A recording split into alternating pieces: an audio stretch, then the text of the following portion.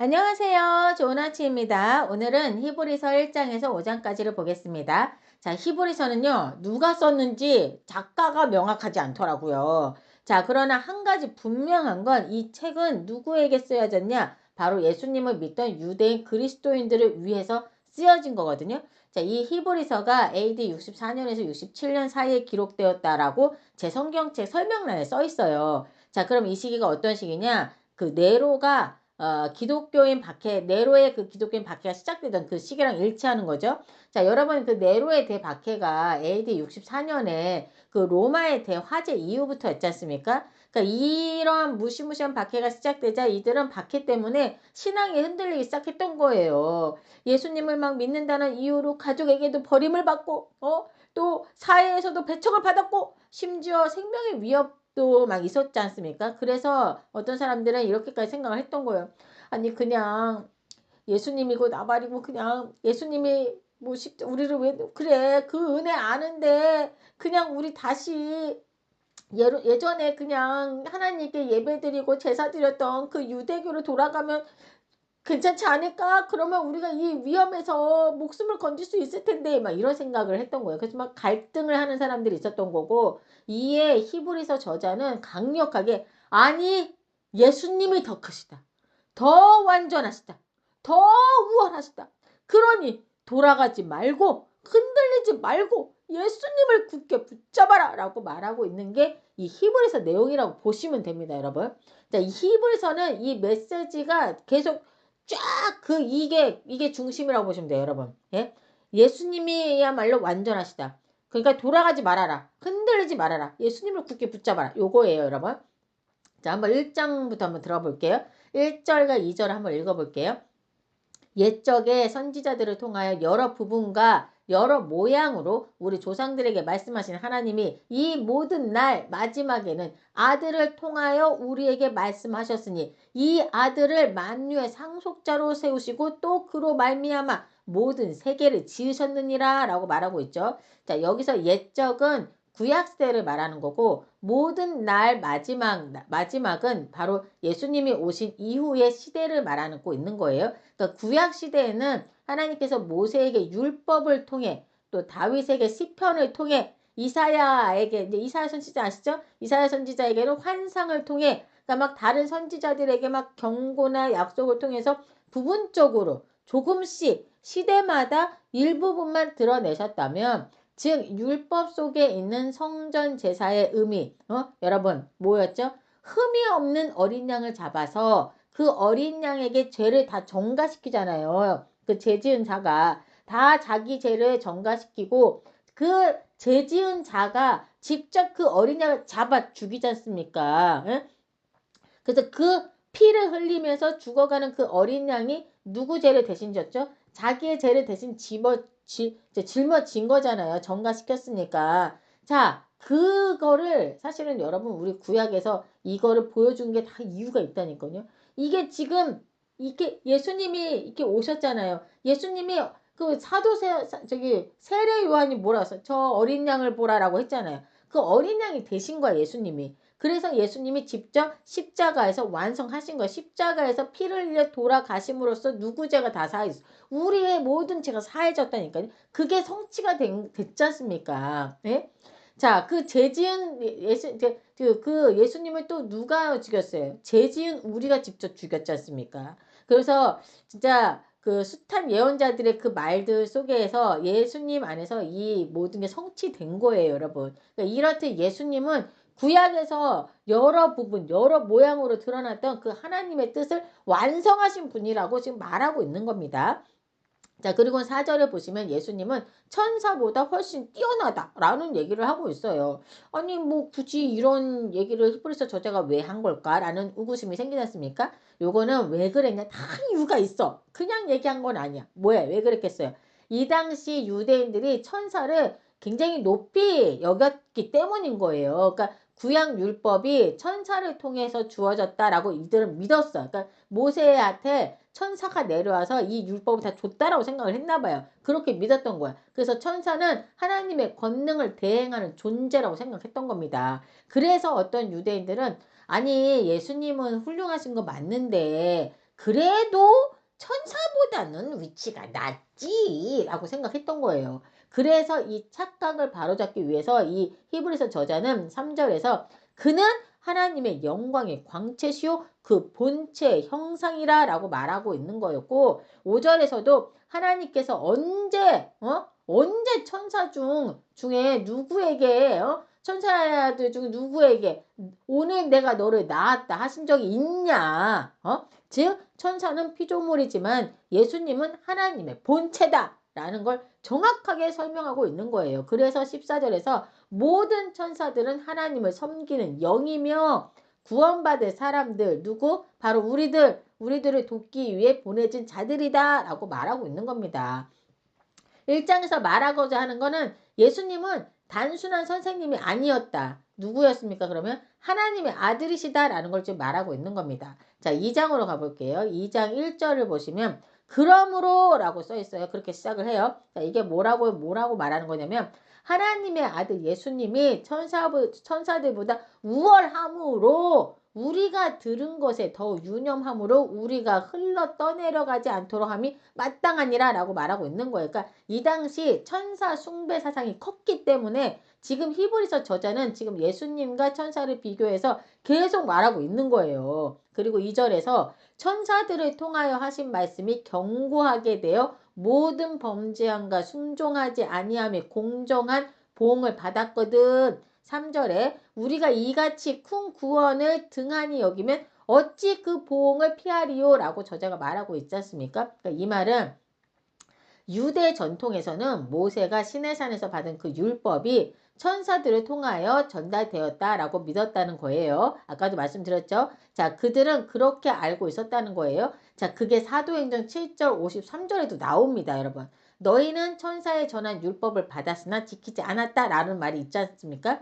자, 그러니까 이 말은 옛날에 하나님이 천사들을 통해 주신 율법도 어기면 벌을 받았는데 하물며 하나님의 아들 예수님을 통해 주신 말씀을 우리가 무시하면 얼마나 더 큰 책임을 지려 하느냐 이렇게 얘기하고 있는 겁니다.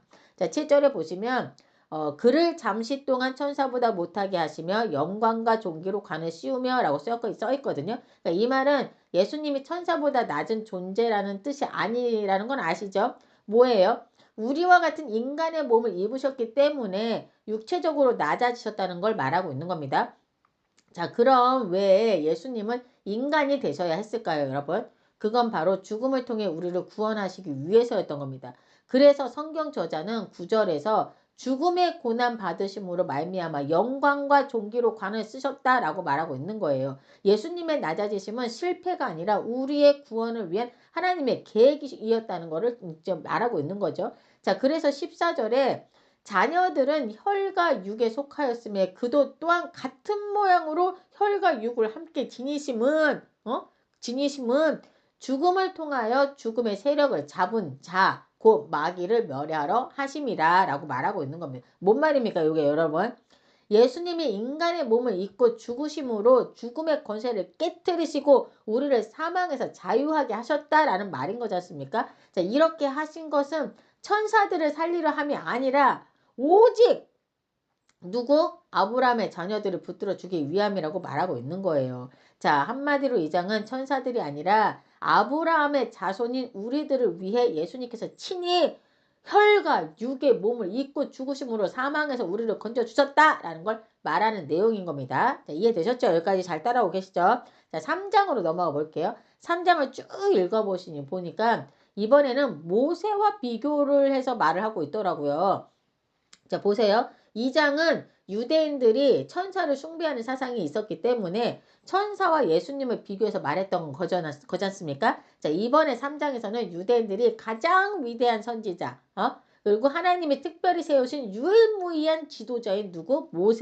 모세를 예수님과 비교해서 말해주고 있는 장이라고 보시면 됩니다. 자, 먼저 히브리서 저자는 예수님을 사도이시며 대제사장이신 분이라고 소개하고 있어요. 1절에 나오고 있습니다. 자, 모세는 하나님의 집에서 충성된 종이지만 예수님은 그 집을 지으신 이 아들이지 않습니까? 자, 이해되셨죠? 모세는 하나님의 집에서 충성된 종이었어요. 하지만 예수님은 누구죠? 그 집을 지으신 주인의 아들인 거지 않습니까? 즉 예수님은 모세보다 훨씬 더 위대한 분이라고 지금 말하고 있는 거예요. 왜요? 유대인들은 유대인들에 있어서 모세는 가장 훌륭한 사람이거든요. 근데 예수님이 모세보다 그 위에 있는 사람이라는 걸 지금 얘기하고 있는 거예요. 자, 이 말을 지금 저자는 왜 하고 있는 거냐면, 지금 네로에 의한 박해가 너무 심했잖아요. 그래서 그렇게 너무 심했기 때문에 그냥 이들이 그냥 옛 유대교로 돌아갈까라는 유혹을 느끼는 사람들이 많았다라는 거예요. 그래서 이 얘기를 하고 있는 겁니다. 실제로 배교가 많이 일어났었거든요. 그래서 저자는 지금 모세를 통해 주셨던 옛 방식으로 돌아갈 이유가 없다. 모세보다 더 크신 예수님이 오셨기 때문이다 라고 말하고 있는 거고, 8절에서 광야 세대의 그 이스라엘의 그 모습을 보여주면서 말하기를, 이스라엘 백성은 모세를 따라 출애굽했지만 그쵸? 하나님의 음성을 듣고도 마음을 완고하게 하여 약속의 땅에 들어가지 못하지 않았냐? 여러분 그 이스라엘 1세대 말하는 거예요. 1세대. 모세를 따라서 출애굽을 했어요. 하나님의 음성을 들었어요. 그럼에도 불구하고 마음이 완고하게 해서 맨날 불만 불평해 막 그랬지 않습니까? 약속의 땅에 못 들어갔잖아요. 누가 만들었어요? 이스라엘 백성의 그 2세대들만 들어갔잖아요. 자, 그러니까 15절에 오늘 너희가 그의 음성을 듣거든 경노하시게 하던 것 같이 너희 마음을 완고하게 하지 말라. 즉 너희도 지금 예수님의 말씀을 듣고 있으면서 들었잖아요. 예수님의 가르침을 직접 들었잖아요. 그 말씀을 듣고 있으면서 광야 세대처럼 굳어진 마음으로 순종하지 않는다면 하나님의 그 약속하신 참된 안식에 들어가지 못할 것이다 라고 지금 말하고 있는 겁니다. 자, 3장에서 저자는 예수님은 모세보다 더 크시다. 그러니 그분의 말씀을 듣고 순종하여 광야 세대처럼 불순종으로 인해 약속에서 떨어져 나가는 일이 없도록 해라라고 지금 강하게 사실은 말하고 있는 겁니다. 이게 지금. 자, 이제 4장으로 넘어가 보면 3장에서는 이제 히브리서 저자가 광야 시대 이스라엘의 불순종으로 인해서 안식에 들어가지 못했다라고 말했잖아요. 자, 4장에서는 이제 그 이야기를 이어서 우리에게 이제 말하기를 뭐라고 얘기하냐? 1절에서 그러므로 우리는 두려워할지니 그의 안식에 들어갈 약속이 남아 있을지라도 너희 중에는 혹 이르지 못할 자가 있을까 함이라. 무슨 말이에요? 다시 말하면 이거는 그들의 실패를 반복하지 말라라는 경고인 거예요. 8절에 보시면 여호수아가 그들에게 안식을 주었더라면 그 후에 다른 날을 말씀하지 아니하셨으리라 라고 적혀 있죠. 자, 이거는 이스라엘이 가나안 땅에 들어갔다고 해서 참된 안식이 완성된 게 아니었다라는 거예요. 여러분, 가나안은 그림자였고 진짜 안식은 뭔가요? 예수님 안에서 누리는 구원과 평안이다라는 겁니다. 자, 하나님은 지금도 오늘 우리가 그분의 그 참된 안식에 들어오기를 원하신다는 거예요. 그 안식은 바로 예수님 안에서 누리는 구원과 평안인 거고요. 자, 그래서 불신앙을 버리고 믿음으로 순종해야 그 안식에 들어갈 수 있다라고 말하고 있는 겁니다. 11절을 보시면 그러므로 우리가 저 안식에 들어가기를 힘쓸지니 이는 누구든지 저 순종하지 아니하는 본에 빠지지 않게 하려 함이라. 즉 하나님의 참된 안식은 지금도 열려 있다라는 그 초청인 거고 우리는 믿음으로 그 안식에 들어가야 한다라는 메시지인 거예요. 자, 그럼 안식에 들어가는 핵심은 뭔가요, 여러분? 자, 안식에 들어가는 핵심이 뭐예요? 바로 믿음과 순종입니다. 자, 믿음과 순종인데 그런데 우리의 마음은 우리 스스로 잘 보지 못하잖아요. 그쵸? 그래서 12절에서 하나님의 말씀은 살아있고 활력이 있어 좌우에 날선 어떤 검보다도 예리하여 혼과 영과 및 관절과 골수를 찔러 쪼개기까지 하며 또 마음의 생각과 뜻을 판단하나니라고 써있죠, 여러분. 즉 하나님의 말씀 앞에서는 우리의 깊은 마음이 믿음인지 불신인지 또는 순종인지 완고함인지가 모두 드러난다는 겁니다. 즉 하나님의 말씀을 통해 우리는 안식에 들어갈 수 있는 상태인지 점검받게 된다라는 거예요. 예? 자, 그러면 우리가 어떻게 말씀을 통해 안식에 들어갈 수 있는 건지 점검받게 된다는 건지 궁금하지 않습니까, 여러분? 예? 저는 막 성경 공부하면서 그럼 이거 어떻게 들어간다는 거예요? 막 이러면서 지금 제가 공부를 한 거예요. 자, 보세요. 자, 그거는 우리가 말씀을 읽을 때 순종하려는 마음이 있는지 아니면 말씀을 읽으면서 막 불편해. 이거 무슨 말이야? 막 이러면서 막 거부하려는 마음인지가 이제 드러난다라는 거예요. 그러니까 가령 말씀을 읽거나 들을 때 여러분 이제 막 성경책 읽고 막 읽어요. 아멘. 아멘입니다. 아멘. 막 이게 막 절로 나오는가 하면 나와야 나오는가 아니면 이거 이거 좀, 이거는 좀 아닌 것 같은데? 이거 좀 굉장히 불편한데? 이거 아닌데? 이런 게 느껴지는가? 요 반응 자체가 내가 안식에 들어갈 준비가 되어 있는지 없는지를 보여주는 거울이 된다라는 거예요, 여러분. 자, 이거는 여러분, 여기 이게 목사님이 설교할 때 그것도 마찬가지고 여러분이 성경 말씀을 읽을 때 이게 목사님 말씀을 보다는 성경 말씀을 읽을 때 내 마음에 아멘, 아멘, 아멘 이런지 이거 되게 굉장히 듣기 싫으네. 막 불편하네? 막 이런 건지, 요거를 여러분들이 성경을 읽을 때 한번 느껴보셨으면 좋겠어요. 어떤지, 여러분 스스로 어떤지.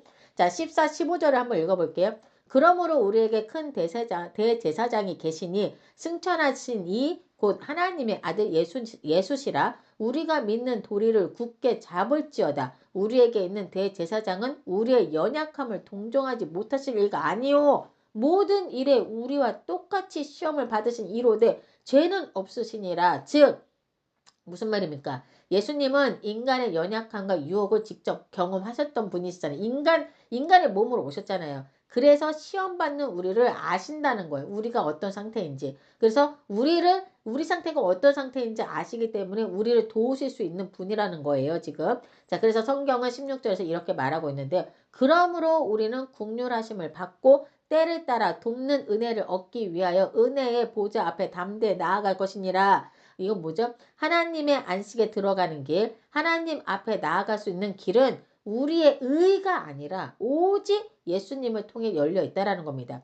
자, 4장은 불순종으로 안식에 들어가지 못한 그 광야 세대를 본보기로 삼아서 우리에게는 예수님 안에서 열려있는 참된 안식의 약속이 있으니 믿음과 말씀으로 그 안식에 들어가라 라는 권면을 하는 장이라고 보시면 됩니다.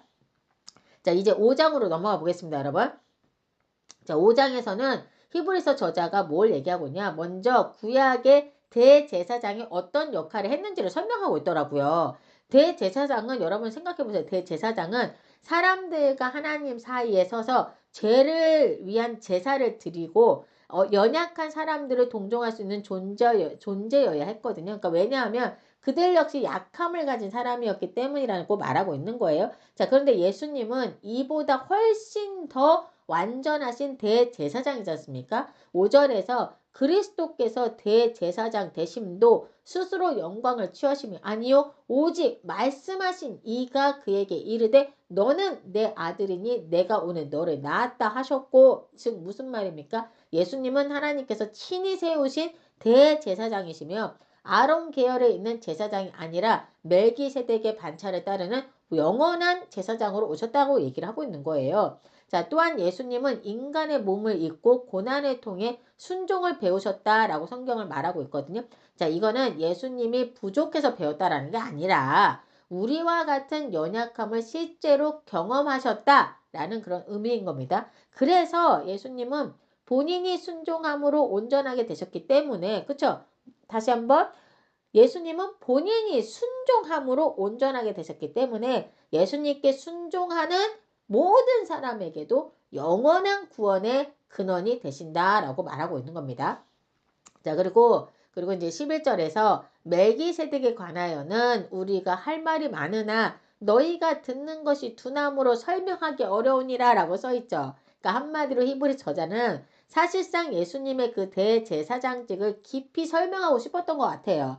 네, 근데 그 핵심이 뭐냐? 바로 멜기세덱이었던 건데요. 자, 풀어서 말하면 예수님이 왜 아론 계열 제사장보다 더 위대하신지를 설명할 때 그 근거가 되는 인물이 바로 멜기세덱인 거거든요. 자, 그걸 설명하려면 해야 할 말이 아주 많았던 거예요. 근데 더 깊은 설명을 해주고 싶은데 너희가 아직 준비가 안 되어 있다라고 말하면서 12절에 너희가 마땅히 선생이 되었을 터인데 너희가 다시 하나님의 말씀의 초보에 대하여 누구에게서 가르침을 받아야 할 처지이니 단단한 음식을 못 먹고 젖이나 먹어야 할 자가 되었도다. 이렇게 얘기하고 있어요. 즉 뭐냐, 오랫동안 신앙생활은 했지만 여전히 기초만 반복하고 있고 말씀을 깊이 이해하려는 자세가 지금 부족하다라고 지금 히브리서 저자가 지금 말하고 있는 겁니다. 자, 그래서 13절에 젖을 먹는 자마다 어린아이니 의의 말씀을 경험하지 못한 자요. 즉 뭡니까? 신앙의 기초만 반복하고 깊은 말씀을 소화하지 못하는 상태라고 말하고 있는 거예요. 자, 하나님이 주시는 더 풍성한 진리를 맛보고 싶죠, 여러분? 그 진리를 맛보려면 신앙의 그 근육을 사용해야 한다는 겁니다. 그래서 14절에서 단단한 음식은 장성한 자의 것이니 그들은 말씀을 삶 속에서 사용함으로 선악을 분별하는 감각이 훈련된 사람들이다 라고 말하고 있는 겁니다. 자, 여기서 장성한 자란 완벽한 사람을 말하는 건 아니라 말씀을 듣고 삶에서 적용해보고 순종을 통해 배워나가는 그런 사람을 의미하는 거고, 그 과정 속에서 우리의 분별력, 즉 영적 감각이 자라나게 된다라는 말을 하면서 5장을 마치고 있습니다. 쉽지는 않죠, 여러분? 그래도 이 히브리서를 쭉 나갈 때 제가 반복해서 얘기할 거니까 잘 따라오시면 좋을 것 같아요. 자, 이 시간 함께 기도함으로 마치도록 하겠습니다. 하나님 감사합니다. 예수님을 우리를 위한 완전한 대제사장으로 보내주신 그 은혜에 감사를 드립니다. 고난 속에서도 끝까지 순종하신 주님의 길을 바라보며 우리도 말씀을 깊이 깨닫고 성숙한 믿음으로 자라가게 하여 주시옵소서. 또한 매일의 삶 속에서 주님의 뜻에 순종하는 주님의 자녀들이 되도록 함께하여 주시고 힘 주실 줄 믿으며 이 모든 말씀 우리 주 예수 그리스도 이름으로 기도드립니다. 아멘.